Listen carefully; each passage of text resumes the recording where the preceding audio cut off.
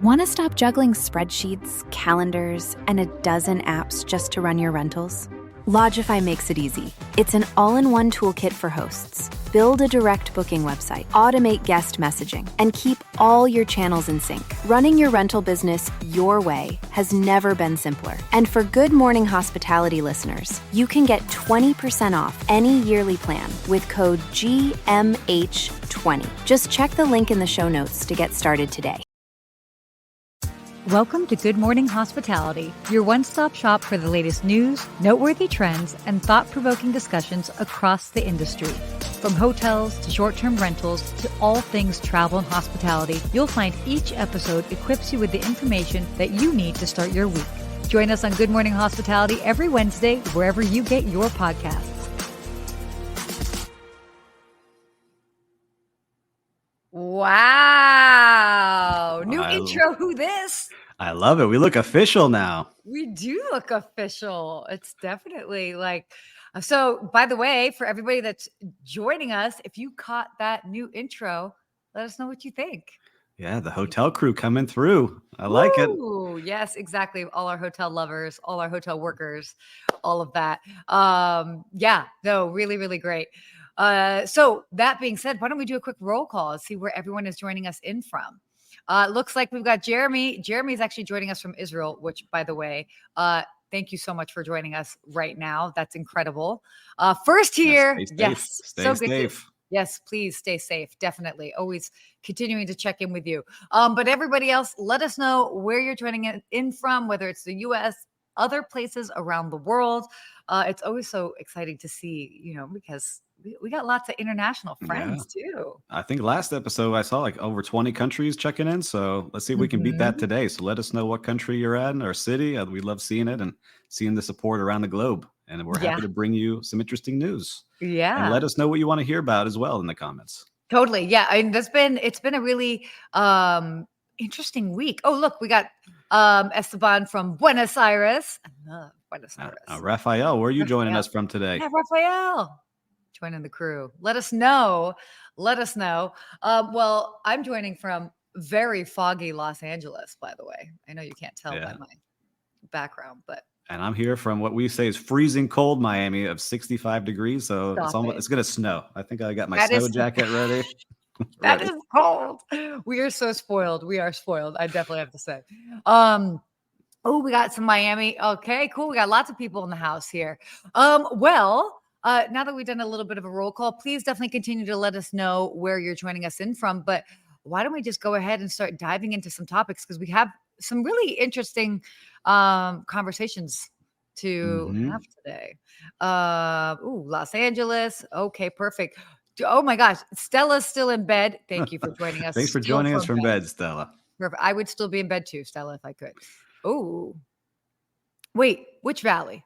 That valley up north, like we got valley. London. I love seeing everyone here. So great. Okay. So interesting. Why don't we go ahead and talk about the all-inclusive resorts? Yeah, they're popping up everywhere.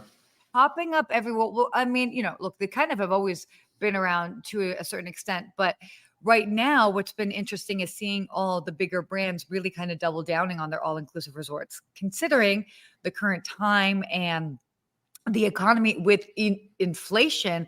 They're actually finding that all-inclusive resorts are proving to be very attractive for consumers, and it makes sense. You've got Marriott. Marriott was, I thought that was also really interesting. I mean, they're currently working on its first Ritz-Carlton all-inclusive resort, which is going to be pretty interesting. They've got a W Hotel all-inclusive resort that's going to be opening up in Brazil, or it already opened in Brazil. It's opening in 2025. Sorry about that. But it's Hyatt, Hilton, IHG. They've all gotten in on the game. What are you thinking about all of this? I like seeing it. Everyone's starting to get involved, but what I did notice is there's not many in the US. There's a lot more in the Caribbean and Central America and other countries. And so I started looking into why. I used to work at a resort called the Eden Rock Hotel, Miami Beach. Yes. And the owners are from Mexico, and they own several of these across Central America. And they tried to do it in the United States and found very quickly that the labor was too expensive to be able to do it. So you start seeing this in Oh, other countries fascinating. that you're able to because the model's very different. Yeah. So we all know when we go to all inclusive, everything's included in the price, right? There's no, Generally, yeah, yes. there's no upselling in restaurants. There's no Correct. like specials to sell you. That you get whatever is there. Maybe you buy some alcohol packages. But in talking to some of those directors of finance, they're like, Steve, it's very different for you as a director of food and beverage. It's here's how many people you're coming every day. This is what they're allocated to spend every day. So that's your budget on what you can use for buying food. Now Ooh. go upsell liquor packages. That's how you can make some extra money. But really, Ooh. I want you as a director of food and beverage to just make sure they have an awesome experience. Versus the US, it's how can I sell more bottles of water, more wine, more upsells Yeah. of great specials and high performing food. So two different models. But like I think you said, as I have a family, I like going on cruises because Yeah, yeah. everything's included. And so Totally. I'd love to see more all inclusives popping up. Yeah. Well, I love that you also broke down the business model behind the scenes and understanding why it does better in certain markets than others. I mean, even just looking at it from a consumer perspective, it certainly makes sense that, okay, yes, maybe in certain like beach leisure destinations where it just makes more sense to just kind of like stay at the resort and have that whole experience. Mm-hmm.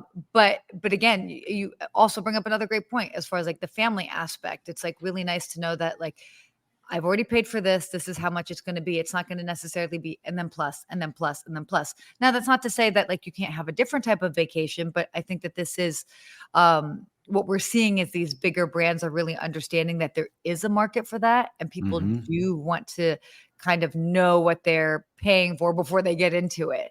Yeah, I love it. I like seeing them doing. I think it's what we talked about a little bit last week, kind of with like Yeah. residences. Like people like the Yeah. brands they like, and Yeah. I'm sure they wish they could experience those things. No, And definitely.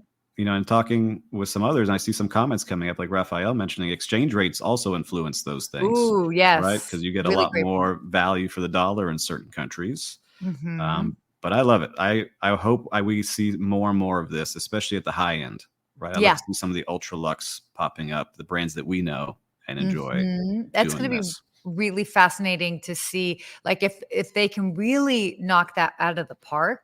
I mean, that's such a game changer, because of, like, the entire experience and what people are gonna be able to get. So, that's gonna Yeah. be really cool.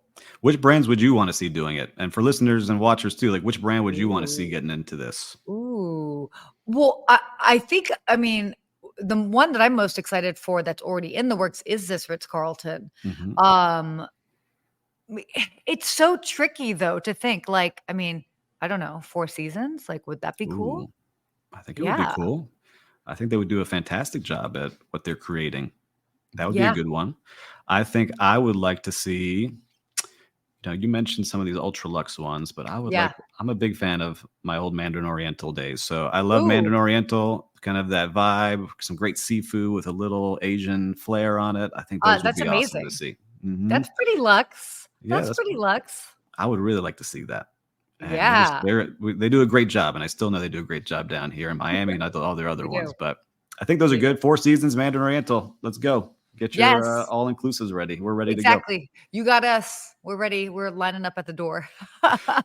Oh my gosh. Oh, we've got Klaus joining us, by the way. And Klaus is he joining us agrees. All mhm, right. He likes from those choices we made. Barcelona. Oh, Oh, Shangri-La. Shangri-La. Look at us. We're so excited about that. Hmm. Oh, Maria from Uruguay. Oh Yeah, my Maria, we got gosh. to get some all inclusives in your country. Argentina, Uruguay are beautiful areas. I Yes, love they are going very down there. beautiful. Okay, let's switch to our next topic that we have here. This is kind of cool. So Hilton recently announced that they're actually extending their loyalty program and they're really looking to reward small businesses for booking direct. Now, what does this kind of mean? So basically, what they're doing is they're kind of creating a program or extending a program that is really geared towards smaller businesses so that they are able to book business rates and offer different perks to their employees that you don't necessarily have to be a large company like an Apple or an Amazon, but you can be a smaller business and still, if you have frequent if you have employees and you're frequently having your employees stay at hotels, whatever that might be, having conferences or meetings, there are advantages for small businesses as well too. It's interesting because they found that in May that the basically business transient demand drove about 45% of its revenue. And then 85% of Hilton's business transient guests are small to medium sized enterprises. So understanding that when it comes to the business enterprises, that's a huge part of them are small to medium sized businesses. So that's pretty fascinating. It's very cool to see. And I think if they can do this the right way, they'll do very well, because they also want to drive meeting rooms that are sitting empty and allowing small companies, maybe like mine, that has 10, 15, 20 employees, that I want to book a meeting. It's really hard to accomplish because, as you know, working in the hotel, you call in, you got to wait for the meeting planner or the director of catering conference to get back to you, where I just want to get a room the next day or 2 days from now, order some food and have it be in the room. They're working on creating that as part of this experience and then getting points built up off of that. So the more you come and the more you stay, you get rewarded, because a lot of hotels, they don't do that, right? We've worked in some big hotels where you see these mega conferences come through and all right, you stayed with us last year, but there's no way to really track and give them bonus points and discounts and extras based on the volume of money they spent. It all comes down to your sales manager help them make that decision. So I like seeing this taken into a way where they're controlling it. I'm hoping they don't do it through a third party, right? I'm hoping they control the experience and people can book directly with them.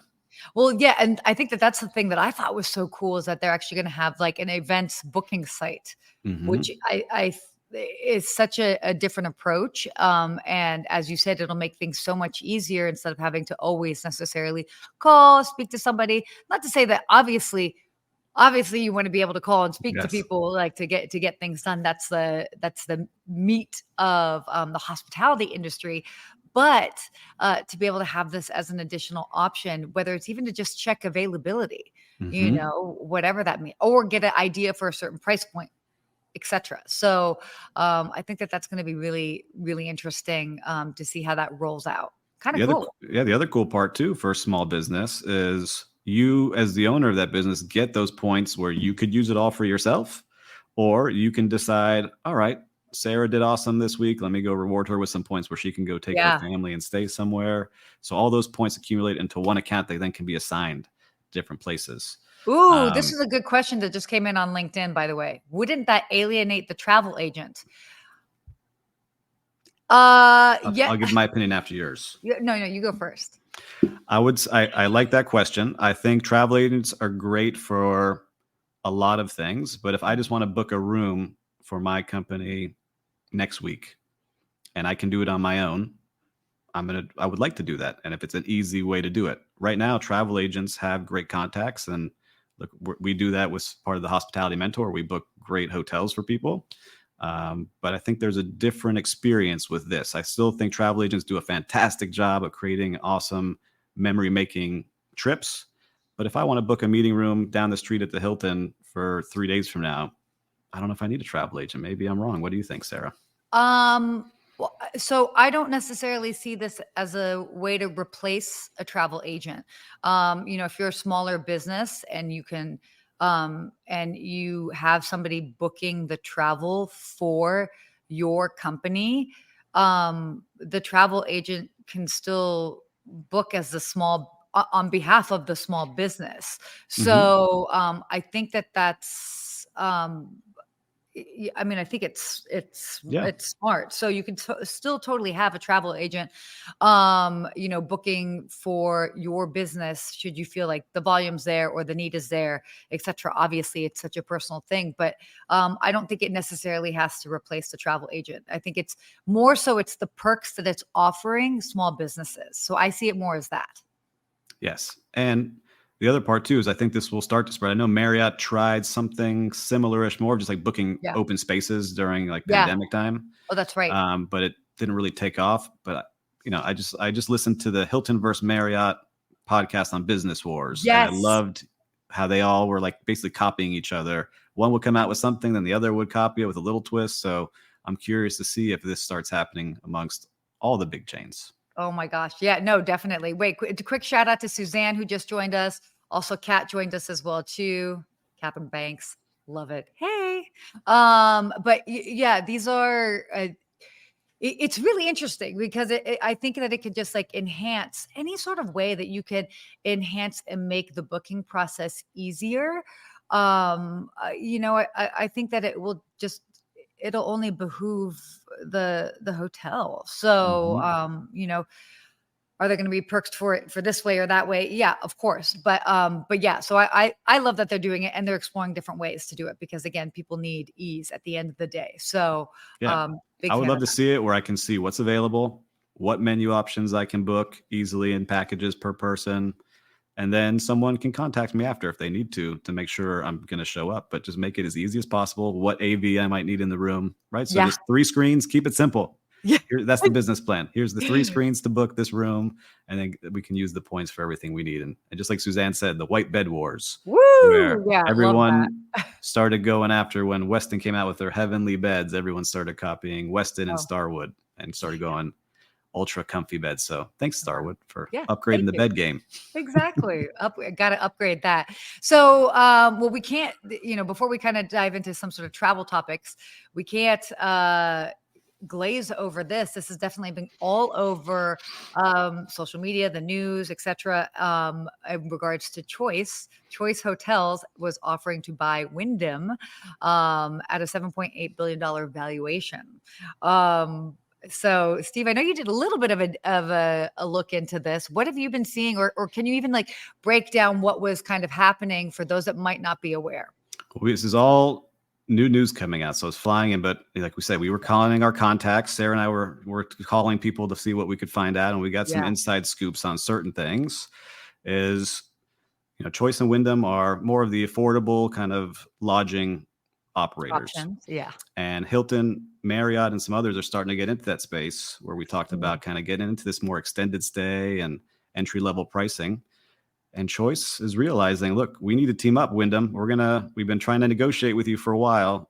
We could save $150 million if we team up together and really compete against these brands and stay relevant. And Wyndham's like, no, I don't think we need your help, and we're not going to negotiate. And then Choice came out publicly and said, we're Mhm. offering this much. Right. And so that got Yeah. spread around the news. Everyone was picking that up. That Choice is buying Wyndham, and Wyndham's like, oh, hold on here, Wait guys. a We second. say Pump no. the brakes. We never said yes. And now you're trying to do this publicly to kind of pressure us. We don't That's want it. fascinating. So now the question is, will somebody else buy Wyndham? Ooh. Or is Choice going to raise their price? We're going to have to see what happens. But, I'm not sure where this will go, but it seems like it's a giant part of the industry. Mm-hmm. What do you think? It's definitely. If you guys, because I know I was looking on LinkedIn, people have some strong feelings about it, and so certainly if you work for one of these properties and you have because you are boots on the ground, so to speak, or just have that sort of intel, would love to hear your insights on this because I know it's definitely. Judging by people's responses, they certainly feel very strongly about it.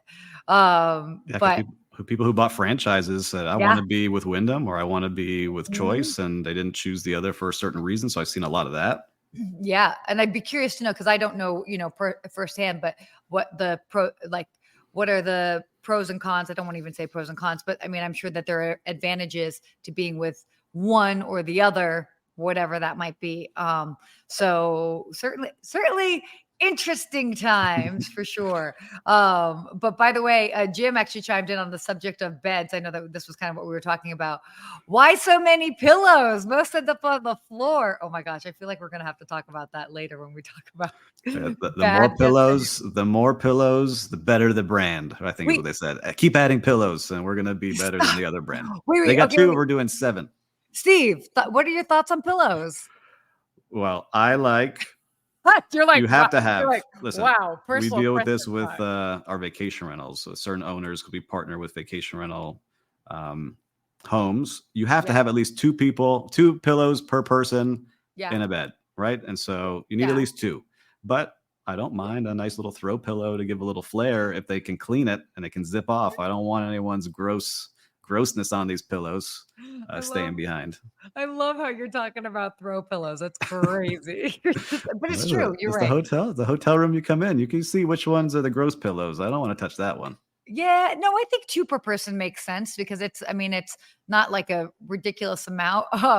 But wait, I'm Jim actually threw us off. curious. We got us off subject with Jim. Jim gave We us, did. We're not talking about beds and pillows. Oh my gosh. Oh goodness. and when we But got Choice trying to buy Wyndham, I we're gonna know. see where this goes. But I love We seeing did. those business wars, right? Just like that podcast we were just talking about. I love seeing this. Totally. Okay, let's switch gears a bit here. Talk about some travel topics. Okay, I thought this was kind of interesting. So there's actually a new tool that is coming out. That's the airport stress calculator. Okay. It's going to help predict how stressful your airport experience might be. Now, I actually went and I started like clicking through this because I was like, okay, talk to me. So basically, what you can do is you go through the portal and you say the airport that you're going to be flying out of, the time frame that you are going to be going to the airport, the airline, because it'll tell you the terminal, etc. And what it will do is basically, due to base data, will kind of let you know how busy you can expect it to be, and also if the likelihood of encountering flight delays or all of that. So yeah, I mean, I don't know how it Well, can look, totally predict all of that, but yeah. yeah, I'm curious. Did you get to play with it at all? Did it show you any results yet? Is it up and running? Because I haven't had a chance to play with it. No, like I haven't played, like, I mean, I played it with Los Angeles, and so I fly Delta. It's not a stressful process for me, so it's like not that big of a deal. But it is. I kind of find this ridiculous, actually, if I can really be honest. And somebody actually took the time to create this thing, and it's like, I'm sorry. If you were that stressed about going to the airport, like, why are you going to the airport? You know? Yeah, it's Like, like we were talking about the other day. Like I hate flying, not because of the flying part, but because of the whole experience beforehand. And yeah. so I was curious in that calculator. Can I check? All right, I have a 5 and a 7-year-old. Yep. How many points up and down is that going to raise it? My stress level versus flying by ourselves is a little different, right? We can kind of zoom through. Yeah. I don't know. It's interesting. Everyone's got an app for something, so maybe somebody will use it. Totally. I don't know. I find it funny. At the end of the day, it's like, I think it's more so funny for headlines. You know what I mean? It's a funny headline thing versus like, is it actually going to like help somebody? We're Like, talking about it, yes, we are right? talking about it. But like, let's say you are a anxious flyer, an anxious traveler, and you go to this because you're like, okay, I need to know what I'm getting into before I go to the airport. And it tells you, it's going to be a pretty stressful time to fly. Like, is that going to help you? A couple extra glasses of wine. We'll make sure we're good to go. Well, you know who's drinking that wine at 5 a.m. before their early flight? No. 5 o'clock somewhere, right? You said? Wow. This is true. It is 5 o'clock somewhere. Nice Jimmy Buffett, Margaritaville Yeah. reference. Very cool. All right, we'll have to check this out. So if anyone uses that tool out there, let us know. Maybe you could tell us when it's less stressful to go, and maybe we can buy a flight around that time, but it's pretty tough. We'll see. I think it's just ridiculous. Okay, let's talk about get TSA pre and you'll have 90% less stress. Correct in general. I actually just did a new segment last week talking about the difference of TSA pre, clear, all of that. And in general, yes, it is helpful, but it also depends on the airport. And because some airports, there are more travelers that travel with TSA pre-check. There are more travelers that travel with clear, etc. And so, but yes, in general, it is nice to not have to take out your laptop and do all that extra stuff when you're traveling that way. Okay, ready to talk about this? Okay, so last week, for those that may have missed it, we talked about annoying habits that people do on airplanes. Maybe not habits, but actions, behaviors. So we figured we'd bring it back home to hotels and talk about the different type of guests that maybe are, they shouldn't be behaving that way. And I hate to call them annoying because I want to be nice, but like sometimes just people do ridiculous pet things. peeves, right? Yeah, And this is not our list. This is Travel No. and Leisure's list. right? Correct. So we're just Correct. reviewing theirs. Correct. Definitely. That's so much that. Okay. So, so kind of 7 going back down, the ill-mannered guest. So this is the guest that just like doesn't have manners, is rude. Rude. Yeah, rude. Jinx. Well, Yeah, I know. I know. Like I've never understood that. Like you're in a public space, like you know what that's like. This is not a surprise, but people have that. yeah. I mean, look, we've dealt with it. You being the concierge and me really running restaurants for a Mhm. long time. We get those people that come through, and a lot of times they're just having a bad day, but they just don't know how Yeah. to channel it. And so I find it as a challenge sometimes, but just be aware. Like most people are short staffed right now. Most people are just trying to give you a great experience. No one's out to get you, Yeah. right? Just No, know that. totally. No one is out to get you. I always would remind people, I was like, hey, look, I'm on your side. I'm just trying to help. And I would normally like bring them down a couple notches if they were super upset about something. Yeah. So the next one, a guest with a lack of patience. Oh my gosh. That again, like but it's true. It's so fascinating to me. It's look, I get it. Travel's stressful, and you want some things done, but it's like you also have to understand that sometimes it takes like a person to help get something done, and sometimes it takes time, and maybe you're running out of time, maybe you're late. But that was always the thing. We would be like, just because what was it? Because of your ill preparation, it doesn't. Oh my gosh. Totally Yeah. failing at this, guys. It's early morning for Because me. you're an emergency. It's not my emergency, but I'm Yeah, gonna do yeah. my In best essence, to help that's an easy way. But you. like your ill preparation doesn't constitute an emergency for me. There you So go. that's kind of it. But also, just know, right? Like if check-in's at 4 o'clock, you can't freak out if the room's not ready before 4 Yeah, o'clock. After 4, freak out all you want. That's on us. We messed up, right? If totally. your reservations for a certain time in a restaurant, that's what Hmm. your reservation's for. And we're going to do our Yep. best to get you in, even though you're trying to slip us $100. I don't have a table for it. It doesn't exist. We're going to do Yep. our best to get you in as quick as possible. There's only so much space and that a And for business might have. and Yeah. listeners, as we're going through this, if you have any crazy stories like that, put them Yes. here. I'd love to Share see some. some of your favorites because I know you've definitely got them in your head and you can still picture that guest that's doing these things too. Yeah. Totally. A guest with no gratitude. They just whether they assume it's okay, or just they just assume that you're going to do whatever you're going to do, but just the simple things of just saying thank you goes a really long way. And Yeah. please and thank you. I can imagine you as concierge, especially in the hotels you worked at, creating all these giant reservations and big experiences and no thank you, no tip, nothing, just like it's expected. Yeah, I mean, I always it's at the end of the day, I mean, the thank you just goes the longest way in doing anything. And it just again, it kind of goes back to the whole like ill-mannered thing. It just having that sort of like sense of like gratefulness that's like somebody's gone out of their way to help you. Like it didn't Yeah. have to necessarily. I mean, yes, they're there to do a job, but it's if they helped you and they went above and beyond, like absolutely thank them Above for and sure. beyond. Be a little grateful out there. And I see Larry joining. Welcome, Larry from Atlanta. Yeah.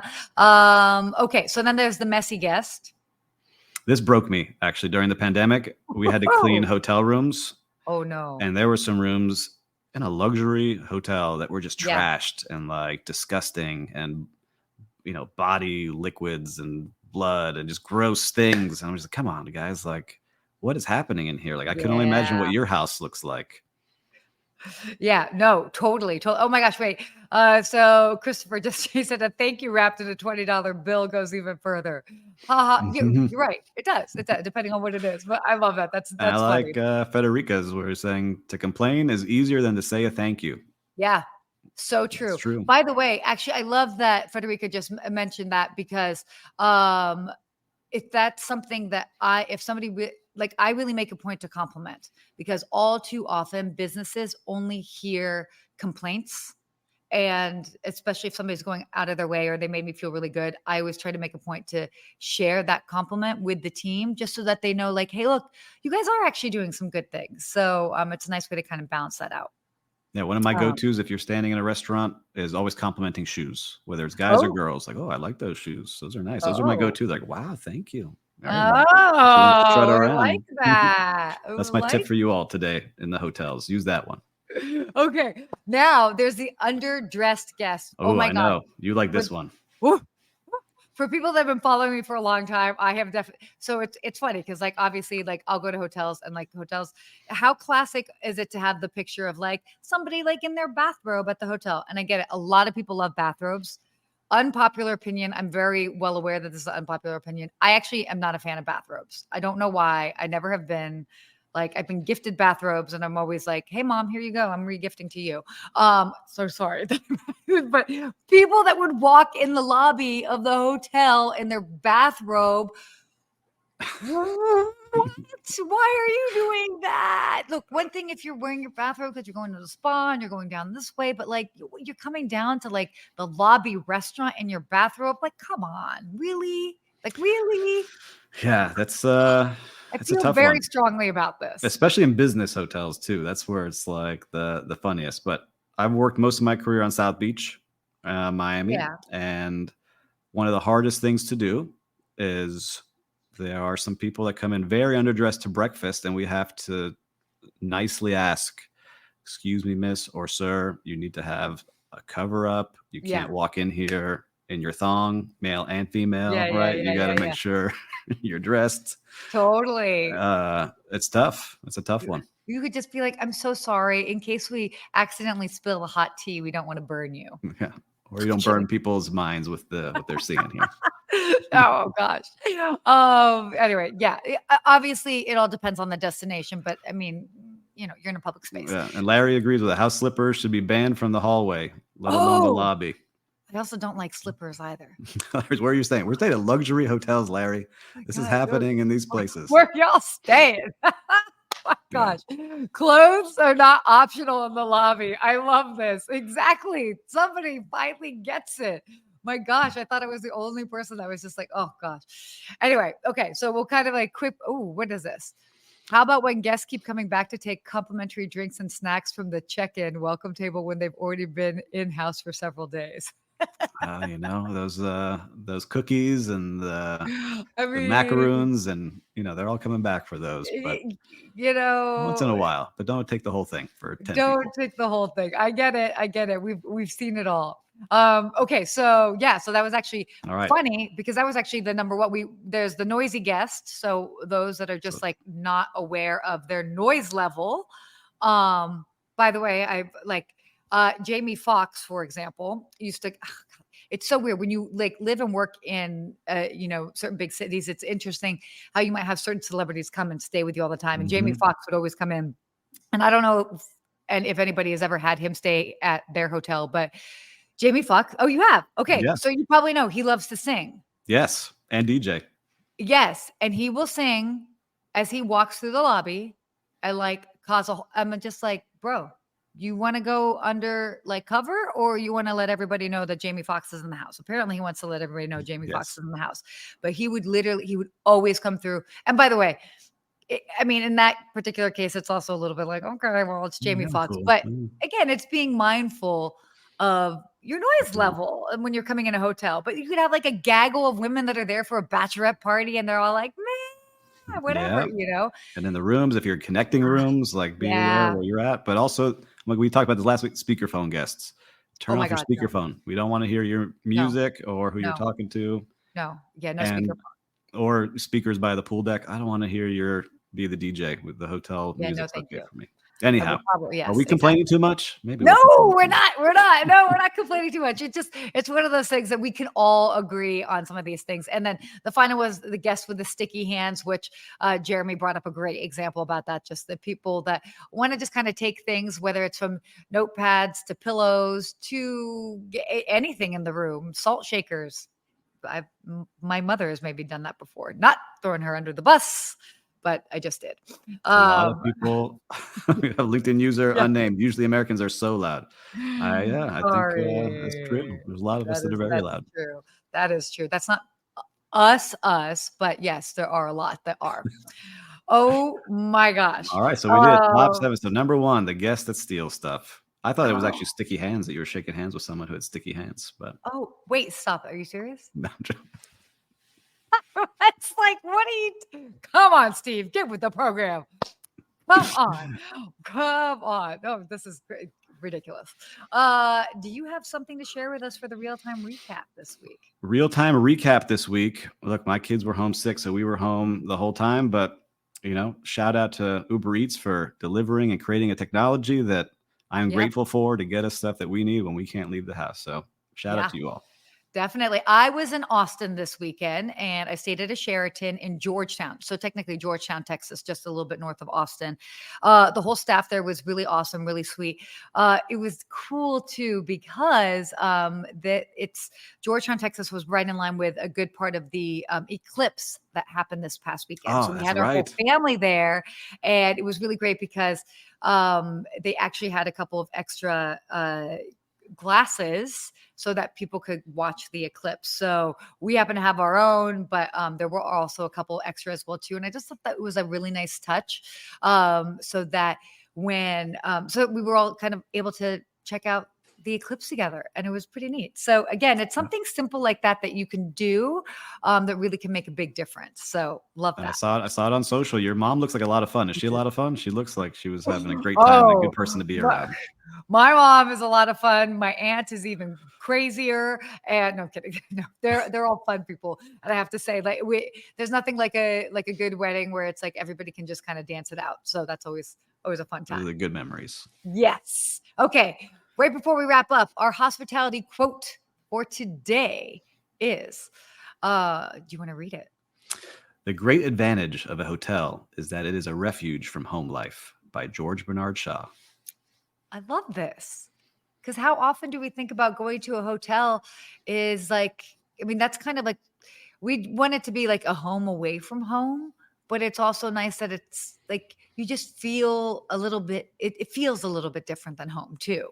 Mm-hmm. I like sitting in hotel lobbies. I'm a hotel nerd. So like sometimes like after meetings, I'll just kind of hang out. I like that murmur in the lobby. I love the sounds. I like a well-run place, and I like hanging out in them. Yeah, no, there's definitely something really nice about it, that it puts you in a different space, a different environment. If I'm ever looking to just even get some extra work done, I find myself actually more likely to find myself like in a hotel lobby than say like a coffee shop. So again, there's something about it, but it's this nice way to kind of like just change things up a little bit. And it's a great cross section of individuals that that you can experience and see and meet from around the world. That's what's so cool about hotels. And I also like too, when we're working from them, I'm going to do a ranking of the best hotels to work from, because some of these lobbies have the free coffee that I enjoy, and they are very nice to work from. Am I going to call you? Are you going to be part of the Costco free sample crowd? No. But I do like those places. And my rule let's just, we're on it, we're going along here, is if you're going to hang out in a hotel lobby, you got to buy something and work from, and you can't bring a whole setup, just your laptop. No speakerphone. Oh gosh. Yeah. No speakerphone. No bueno. That's it for my Spanish for today. Okay. So, well, this was a fun episode. I know we went a little bit. We covered a lot. We did a great job here. I love doing these with you, and I'm excited for next week already. We should do this more than once. I know. So that being said, thank you guys so much for joining us. If you have a question or a topic that you want us to cover next week, let us know. Send us either of us a DM. If you happen to be closer to one or the other, send both of us, whatever it is. But let us know. We're happy to cover different topics. Also, if there's something going on, just shoot it over our way. Also, be sure to sign up for the GMC Report as well. You can go to the Good Morning Hospitality, sign up there so that you can stay up to date with everything that's happening in regards to venture capital or private equity and funding with different companies in the hospitality space. And you want to kind of wrap this up? Yeah, make sure to subscribe, like, and ring the bell, right? Make sure that you know when we're coming back on. And I love seeing all the familiar faces here that we see week after week. We appreciate you joining us.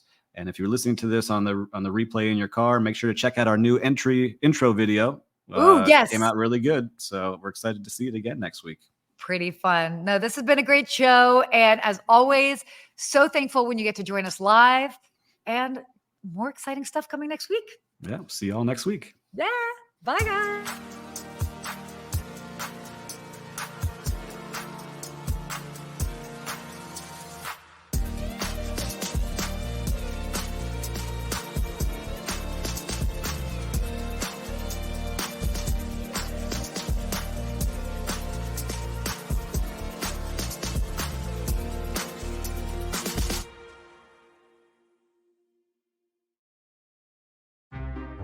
Want to stop juggling spreadsheets, calendars, and a dozen apps just to run your rentals? Logify makes it easy. It's an all-in-one toolkit for hosts. Build a direct booking website, automate guest messaging, and keep all your channels in sync. Running your rental business your way has never been simpler. And for Good Morning Hospitality listeners, you can get 20% off any yearly plan with code GMH20. Just check the link in the show notes to get started today.